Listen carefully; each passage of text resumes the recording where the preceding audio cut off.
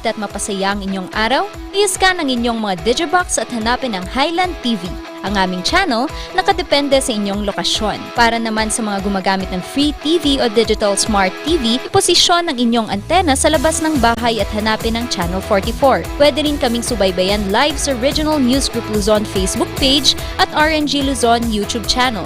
Araw-araw tumutok para sa mga balita, latest updates at kulitan tuwing umaga. Recount the narratives that matter with these simple steps.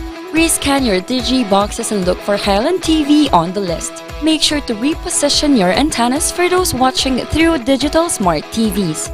Catch us beyond the screen through our social media platforms on the Regional News Group Luzon Facebook page and RNG Luzon YouTube channel. So hit that notification bell for more updates.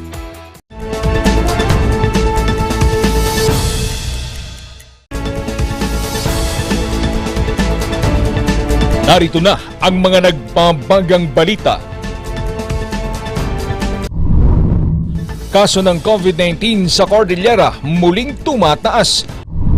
Presyo ng tinapay planong itaas. Pagsusumite ng SOSE ng mga kandidato sa katatapos na halalan, ipinapaalala ng COMELEC. 2 patay, 2 kritikal matapos makuryente sa Tuba, Benguet. Kaso ng nakawan sa Baguio City, tumaas. Sari-sari store, negosyong patok sa gitna ng patuloy na pagsipa ng presyo ng mga bilihin.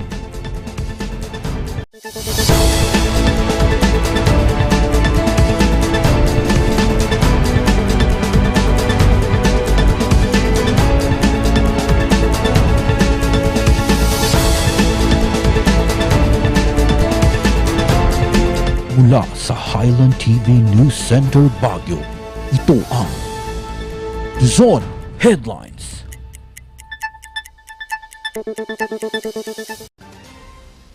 Naimbag nga rabi amyanan na Luzon, hatid namin ang mga pinakabago at may init na balita.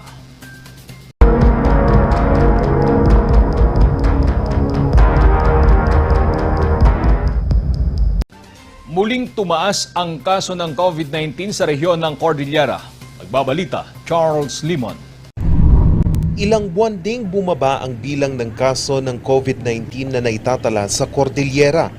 Pero ngayon ay napapansin na raw ang unti-unting pagtaas. At our epidemic risk indicators, the region has observed an increase in 2-week growth rate by 156%.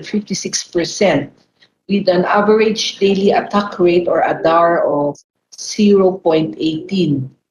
Overall, our epidemic risk level is at low risk and all provinces, including the region, is at alert level 1, except the provinces of Benguet and Ifugao, which are still at alert level 2.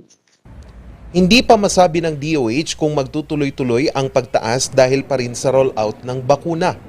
Na close contact conversations, super spreader events, and usually alam naman natin na nag-wane na yung effect ng bakuna. So it's yung iba nasa health workers nga parang may clustering sa health care settings. So admittedly talagang bumaba na yung level ng protection. So kaya naman, todo ang paghikayat ng medical sector na magpabakuna ng booster at second booster dose para sa proteksyon. Magkakaroon na rin ng rollout ng bakuna sa mga klinik. Pala ang nagpapa-booster dose, wala pang lampas lang ng 14 million, ay kailangan pa natin ma-booster ang 40 million ng ating kababayan na mostly ay lampas na ng 5 to 6 months ang kanilang primary doses. At iyan ay available sa ating mga health centers. Tapos ngayon, napag-usapan na rin namin na ibibigay na rin ang ating mga booster doses sa ating mga clinics ng mga doktor sa specialty clinic. Wala pa rin kapaguran ang DOH sa pagbabakuna sa Benguet at Ifugao dahil mababa pa rin ang bilang ng mga fully vaccinated. Sa probinsya ng Benguet, umakyat sa 61.20% ang vaccination rate. Nasa 136,000 pa na katao ang hindi bakunado. Sa probinsya ng Ifugao, 53.79% pa lang ang kanilang vaccination rate at aabot naman sa 73,000 pa ang hindi bakunado. Kaya nakaantabay ang Baguio General Hospital sa mga ire-refer na mga kaso ng COVID-19. For the month of May, the highest recorded positivity rate for Baguio BGHMC Molecular Lab is only 4.88%. As of today, we have 14,000 tests available, and the laboratory is prepared in acquiring additional kits if the need arises. Hopefully, the low positivity rate would be sustained for the month of June. Wala pang karagdagang kaso ng Omicron subvariant na BA2.12.1 sa rehiyon. Charles Pulimon para sa Luzon Headlines. Malaki raw ang posibilidad ng pagtaas ng presyo ng tinapay dahil pa rin ito sa patuloy na pagtaas sa presyo ng mga sangkap sa paggawa at mataas na presyo ng gasolina. Magbabalita, Randy Guzman. Tinapay ang nagsisilbing pantawid gutom ni Nanay Luisa tuwing namamalengke. Siyak namin kadayo akti nagabuak namin iti barangay at hanakanangan iti agsapar. Iso nga iti simang patak di Bagyo nalpas nga nagpalingke.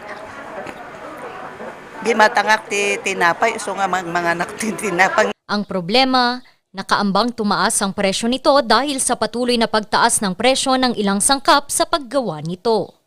Actually, since last year, sunod-sunod yung pagtaas ng harina. May 60 pesos. Bali, hindi na siya dati na per 10 pesos, 5 pesos, ganun lang yung tinataas. Ngayon, nasa by the hundreds na siya. So, kung i-estimate namin, nasa 38% yung in-increase ng harina. And then, hindi pa consistent yung quality niya. So, nahihirapan tayo sa production. Mas tumaas din yung mga reject rate natin. Kasi hindi naman natin pwedeng ilabas. Lalo na mapapansin niya ng mga customers. Kung hindi raw sila magtataas, maaapektuhan ang kalidad ng tinapay at pati na ang mga empleyado. Pero kung ganito na sunod-sunod pa rin yung pagtaas, kailangan na rin nating sumabay. Or else, we will lose yung quality. Though, rest assured na yung quality ng products natin, kung ano yung nagustuhan ng customers, mini-maintain po natin. However, kung sa pagtaas ng mga presyo, baka bumaba rin yung orders. And it will affect yung orders namin, nakabase doon yung production. It will affect yung employees. Baka kailangan na rin magbawas. As you always mention, prices are not dictated by government, no?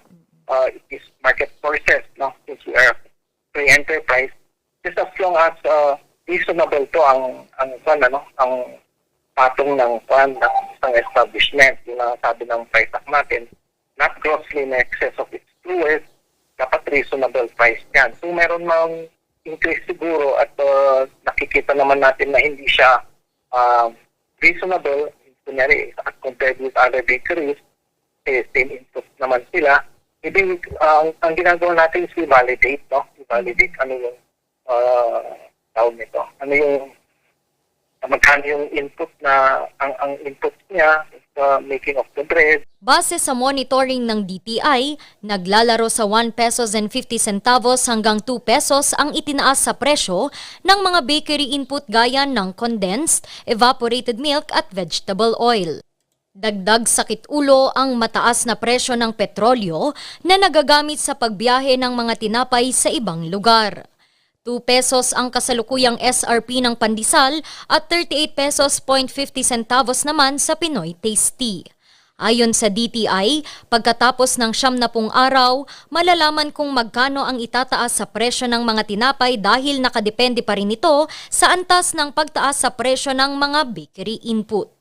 Randy Guzman para sa Luzon Headlines.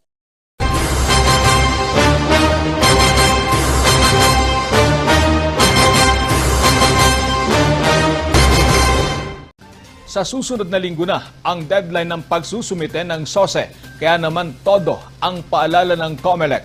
Magbabalita, Charles Limon.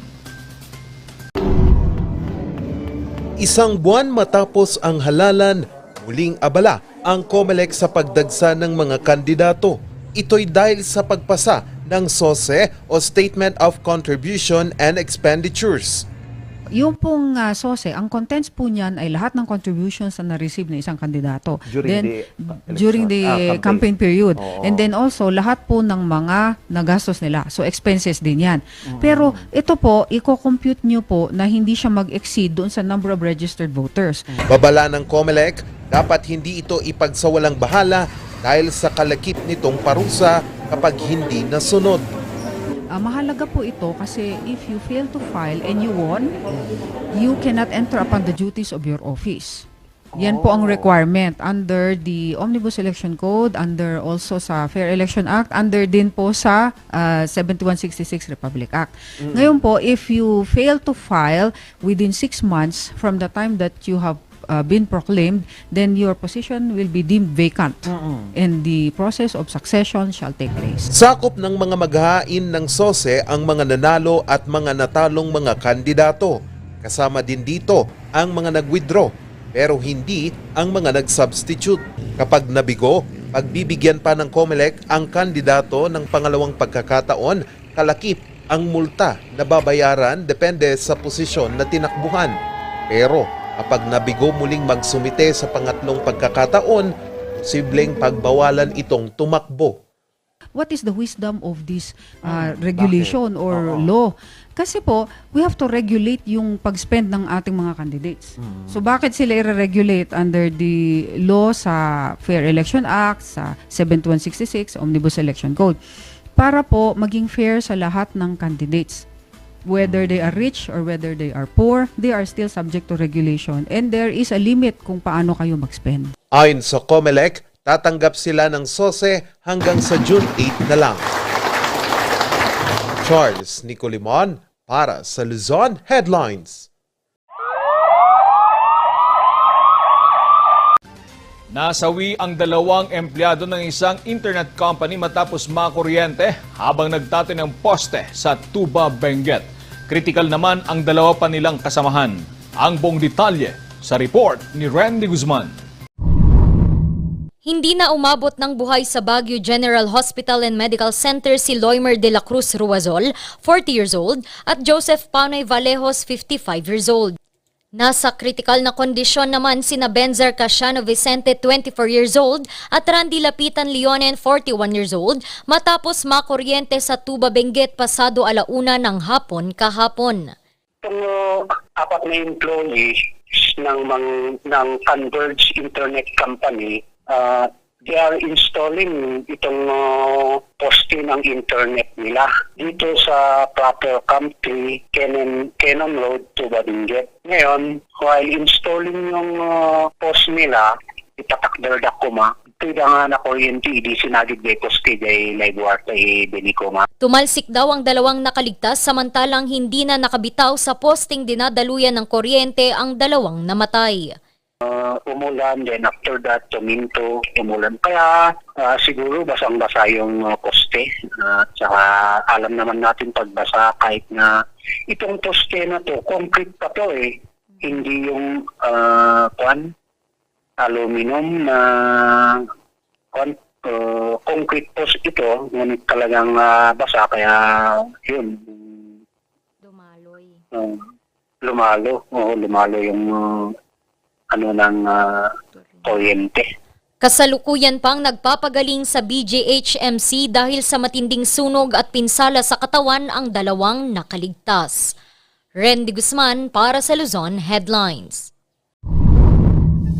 Susunod, kaso ng nakawan sa Baguio, tumaas, yan at iba pang balita. Abangan!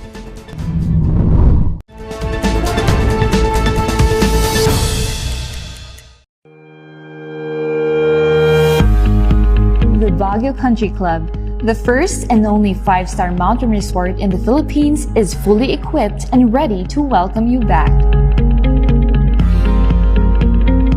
The club has thoroughly worked on adapting to the new normal. The usage of any of the facilities and amenities of the club is governed with specific rules, regulations, and procedures in accordance to the medical, physical distancing, and disinfecting protocols. And as you return back here to your second home and make new memories with us, we assure you that at the Baguio Country Club, you do not have to worry because we can assure you that the club continuously puts great importance to the health, safety, and wellness of its members, guests, and employees. Coronavirus. Dahil dito, may mga bagay na hindi mo na magagawa. Ngunit, may katuwang ka. PDA or Pau de Arco Herbal Capsule na may antiviral quercetin at immunity booster. Mag-PDA or Pau de Arco Herbal Capsule araw-araw para iwas sakit, iwas virus. PDA. Proteksyon, depensa, alay sa kalusugan. PDA or Pau de Arco Herbal Capsule is available in all leading drugstores nationwide. Another quality product of Aldridge Corporation.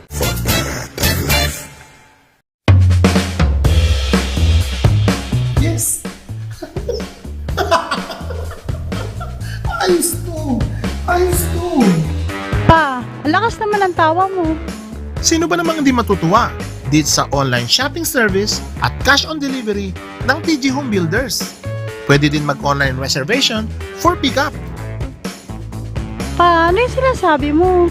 Ma, mapapakabitan na natin ng tiles ang bahay natin.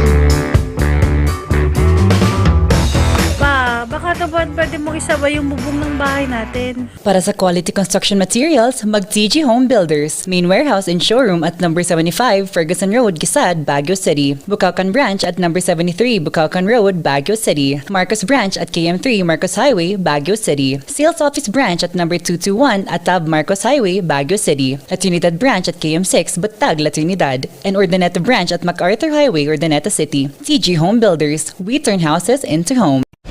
Narito ang ilang tag-initipid tips na pwedeng gawin ng hindi nahihirapan at nananatiling komportable sa pang-araw-araw na pamumuhay.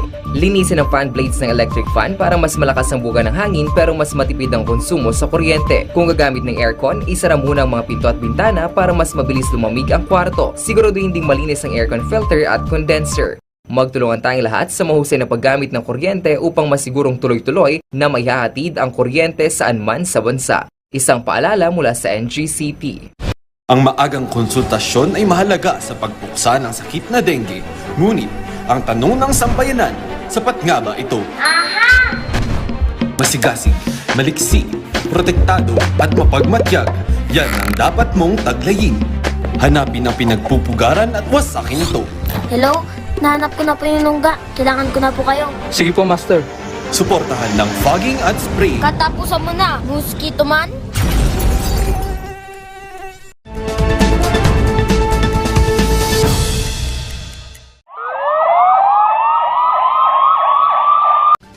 Muling tumaas ang kaso ng nakawan sa Baguio City. Magbabalita, Charles Limon.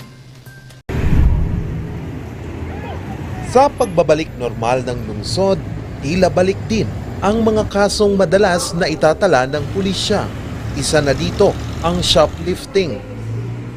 But if we are to look into yung crimes against property, pareho din yan. Yung theft ang pinakamarami natin dyan. And most of these theft cases are shoplifting. Kaya yun nga po, we had been coordinating with our stakeholders, lalo na itong mga malalaking malls natin na they should post already the faces. Dahil pare-pareho man yan yung mga nahuli natin for eto sa shoplifting. Sa huling tala ng BCPO, halos nangalahati na ang mga kaso ng nakawan ngayong 2022 kumpara noong nakarang taon na umabot sa 102. Kaya ang Baguio City Police Office Station 7 na nakakasakop sa Central Business District at Night Market, todo kayod sa pagbabantay. Well, we have constant coordination naman sa mga security guards ng mga establishment. Chine-check din po namin kung active yung mga CCTVs nila. In case kung may mangyaring shoplifting sa kanila, malaki ang may tutulong kasi ng CCTV. Tsaka yung coordination namin sa mga security guards para always vigilant din sila. Aabot na sa siyam ang kaso ng shoplifting sa mga malalaking establishmento sa Central Business District. 7 naman ang salisi at 3 ang pickpocket. Karamihan ng mga suspect ay hindi na nasasampahan ng kaso. We are encouraging also these owners of these establishments to file cases against these people. Dahil most of the cases kasi pag nahuli, naibalik na yung itong mga na-shoplift nila, ayaw na nilang filean. So, ini-encourage namin na they should file cases against these people para magtanda sila. Aside from dun sa mga security guards sa entrance, meron sanang roving sa loob ng department store mismo or sa loob ng mga kanya-kanyang establishment para ma-monitor nila din kung ano yung kung sino-sino yung mga pumapasok sa loob. Binabantayan din ng pulisya ang mga bar dahil sa mga naitatalang kaso ng physical injury dala ng kalasingan. Mahigpit na ipinapatupad ang Oplan Bakal Sita tuwing alas 10 ng gabi. Charles Nicolimon para sa Luzon Headlines.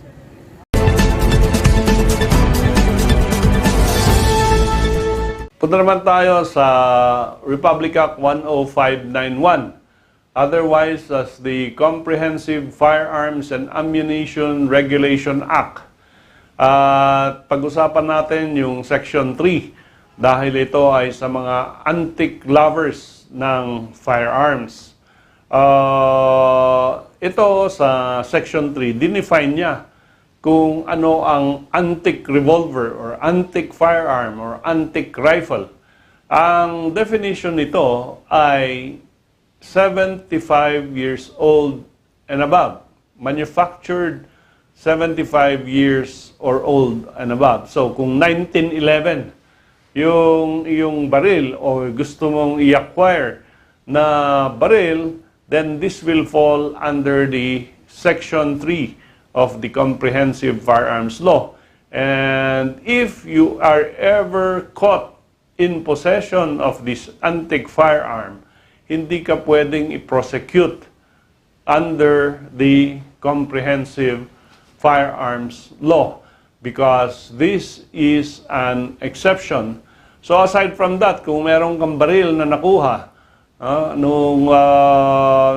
natin turing na antique, whether or not it is 75 years old, pero sinertify ng National Museum na ito ay isang antique, then you can keep it for souvenir purposes. So kahit na hindi pa siya 75 years old from manufacture, pero meron kang certification from the National Museum, ito ay, again, an exception to the Comprehensive Firearms Law. Ano ba yung antique? It is novel, it is rare, it is bizarre because of its association with some historical figure, period, or event. So, pag nakakuha ka ng baril ni Magellan, kung meron mang baril nung araw, then you will not be prosecuted for the firearms law. Of course, kailangan pa rin irehistro with the Firearms and Explosive Office, and of course, yung mga other compliances, clearances must be complied with.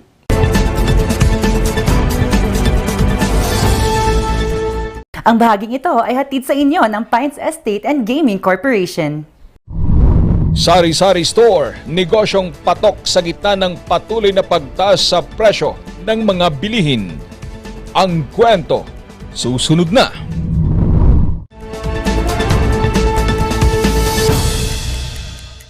Ang maagang konsultasyon ay mahalaga sa pagpuksa ng sakit na dengue. Ngunit, ang tanong ng sambayanan, sapat nga ba ito? Masigasig, maliksi, protektado at mapagmatyag, yan ang dapat mong taglayin. Hanapin ang pinagpupugaran at wasakin ito. Hello? Nahanap ko na po yung nungga. Kailangan ko na po kayo. Sige po, Master. Suportahan ng fogging at spray. Katapusan mo na, mosquito man.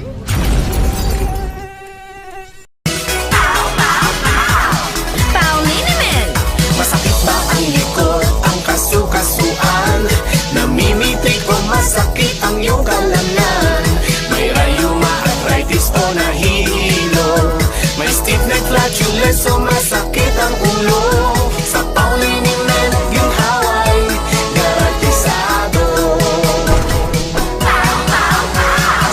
supplement, isang pahid ka lang. Dahil walang out sa BAO! Sa milk tea ng batang 90s, dapat atin lang i-try. Ang batang 90s milk tea, di ka magsisisi, promise. Sa milk tea ng batang 90s. Ayun, may target na ako. Lagot ka sa akin! Sa panahon ngayon, dumarami na naman ang lamok. Oras na para mag-4S. Una, suyurin at sirain ang pinagmumulan ng mga lamok. Pangalawa, sarili ay protektahan laban sa lamok. Pangatlo, sumangguni agad sa pagamutan kapag may sintomas na ng dengue. Pang-apat, sumuporta sa fogging or spraying kapag may banta na ng outbreak. Pangalagaan ang sarili laban sa kagat ng lamok. Mag-4S tayo para dengue out! Narito ang ilang tag-initipid tips na pwedeng gawin ng hindi nahihirapan at nananatiling komportable sa pang-araw-araw na pamumuhay. I-defrost ang ref kapag lampas na sa 1/4 pulgada ang yelo. I-check din mabuti ang pinto ng ref para masigurong hindi tumatagas ang lamig. Bawasan din na maggamit ng maraming ilaw. Linisin at tanggalin na lang dumi at alikabok sa mga bumbilya para mas maging maliwanag ang mga ito. Magtulungan tayong lahat sa mahusay na paggamit ng kuryente upang masigurong tuloy-tuloy na maihahatid ang kuryente saan man sa bansa. Isang paalala mula sa NGCP.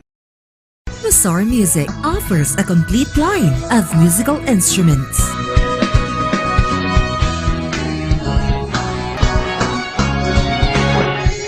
Mazar Music, Baguio's pioneer in online music and art lessons.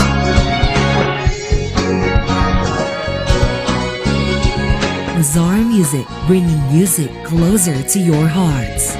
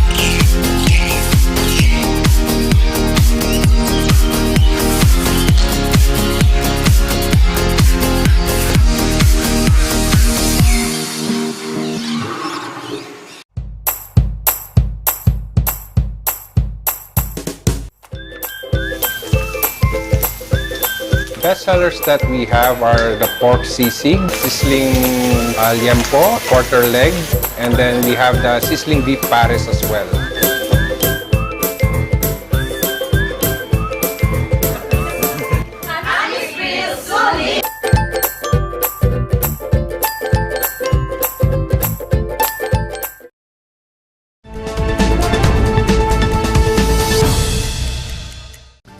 Habang may inflation, patok daw na negosyo ang pagpapatayo ng mga sari-sari store. Kung bakit, alamin sa report ni Randy Guzman. Sa bagong labas na suggested retail price ng DTI, isa sa higit 200 produkto na tumaas ang presyo ay ang sardinas. Nadagdagan ng 2 pesos hanggang 2 pesos and 50 centavos ang bawat delata nito. Because of wheat which is being imported, because of the ongoing gulo sa Ukraine, and different Russia po. ano to? Yes, actually. Dahil sa patuloy na sigalot at epekto ng inflation, isa ang sari-sari store sa mga negosyong patok. Yeah, sasabay rin na tataas yung presyo, syempre. Kung yung bilihin, they buy it from the suppliers, di ba, mas mataas na. So, syempre, mag-mark up din sila. Barangay will not have to go to town pa na mamamasahe, umuulan pa ngayon, rainy season. So, maganda kung may sari-sari store dyan na malapit, yung mga common na usual na binibili, maganda mag-stock up din. Malaki rin daw ang tipid ng mga sari-sari store owner. Pagka sa bahay lang, kasi ang problema dyan pagka, di ba, yung pag nagre-rent, so, tapos hindi naman malakas, like yung location nila, hindi naman sa foot traffic. So, mas mataas ang kapitan. Pero kung sa bahay-bahay lang, okay din. Para siyang yung mga work at home. Wasan lang daw sa negosyong ito ang pagpapautang dahil nakapipigil ito sa pag-ikot ng pera at sakita sa negosyo. Randy Guzman para sa Luzon Headlines.